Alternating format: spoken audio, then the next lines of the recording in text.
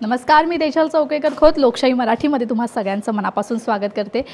गणपती बाप्पा मोरया, पुढच्या वर्षी लवकर या असं म्हणत आता बाप्पा आपल्या घरी परत निघालेले आहेत आणि याच निमित्ताने गप्पा मारण्यासाठी माझ्यासोबत आहे अभिनेत्री दक्षता जोईल। दक्षता, तुझं लोकशाही मराठीमध्ये खूप खूप स्वागत।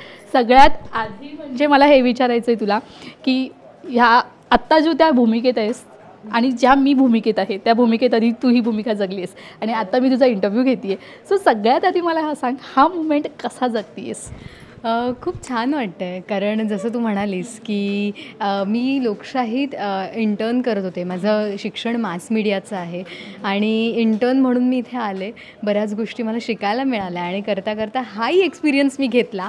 अँकर म्हणजे हे डिजिटल मीडियाचे अँकर, आणि खूप पण चॅलेंजिंग आहे गं स्पॉन्टिनियस राहणं। आपल्याला पर्यायी शब्द माहीत असणं ते खूप चॅलेंजिंग आहे, आणि पण कल इथे असल्यामुळे, ती आवड इथे असल्यामुळे मी आता या क्षेत्रात आले आहे। नक्कीच तुझी सारं काही तुझ्यासाठी या मालिकेतून तू सिनेसृष्टीत पदार्पण केलंस, मालिका विश्वात आम्हाला दिसलीस।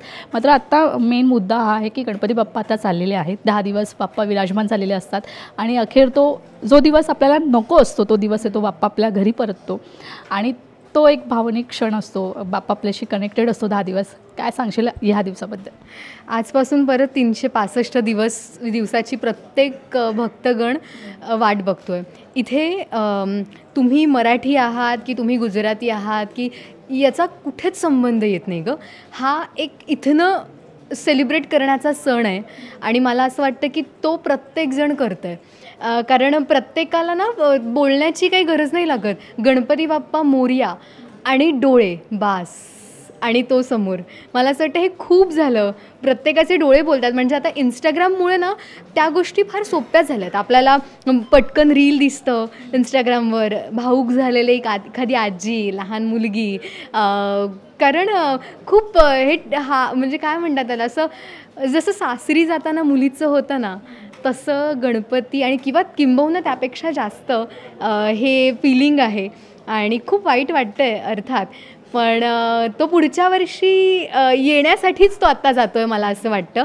आणि खूप सारी बकेट लिस्ट, आपल्याकडची नेगेटिव्हिटी, आपल्याकडचं दुःख, दारिद्र्य, सगळ्या नेगेटिव्ह गोष्टी तो घेऊन जातो आहे आणि परत तो 365 दिवसानंतर एक तीच पॉझिटिव्ह वाईब घेऊन येणार आहे। दक्षता, खरं तर बाप्पाने तुला सगळं काही दिलं आहे, महाराष्ट्राला एक निशी दिली आहे आणि ती भूमिका तू जगलीस निशी म्हणून। काय सांगशील आणि बाप्पाकडे आत्ता मागायचं असेल तर काय मागशील? बापरे, हे खूप म्हणजे काय म्हणतात की झी मराठी फिल्म्स प्रोडक्शन माझं आणि निशी हे कॅरेक्टर सारं काही तिच्यासाठी या मालिकेने मला दिलं। खरं तर खूप मोठी गोष्ट आहे माझ्यासाठी। अचानक लगेच बरीच जणं, कधीकधी मी मास्क घालून ट्रॅव्हल करत असेल तरी डोळ्यांवरून लोकं ओळखतात, आवाजावरून लोकं ओळखतात, अच्छा तू निशी आहेस ना, दक्षता ना।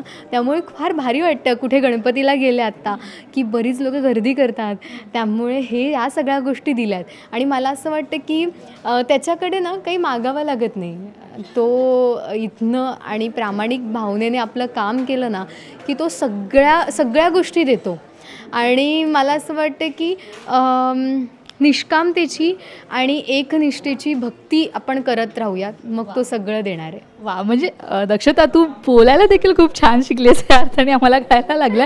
तर तुझ्या पुढील वाटचालीसाठी खूप खूप शुभेच्छा। असेच उत्तम तो अभिनय करत राहा आणि प्रेक्षकांसमोर आणण्यासाठी तुला खूप शुभेच्छा। Thank you so much. तुमचे आशीर्वाद, प्रेक्षकांचे आशीर्वाद कायम माझ्या पाठीशी राहू देत, प्रेम राहू देत, हीच ईश्वरचरणी प्रार्थना। थँक्यू।